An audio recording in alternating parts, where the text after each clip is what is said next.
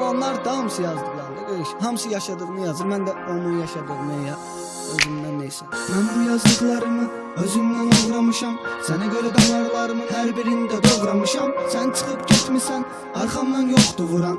Sağalmaz xəstəsən sən, mən sənin doktorunam. Bax indi əllərimdə xatirələr boş şeylər. Bir vaxtı sənə görə idi bunlar hamısı xoş şeylər. Evimiz, qızımız, bir də balaca pişiyimizdir. Neysə artıq düşünmə bunları sən boş ver də. Mindən çox insanla dərd ortağı olmuşam mən. Daha səndən yazmaqdan da bil ki soğumuşam mən. Yanında o uğraşlı xoşbaxtsan bunu bilirəm. Kontaktda adlı dəyişib bil ki fahişə qoymuşam mən. Sən mənim başqasında tapmadığım rahatlığım. Sən mənim məhbusluğum, sən mənim azadlığım.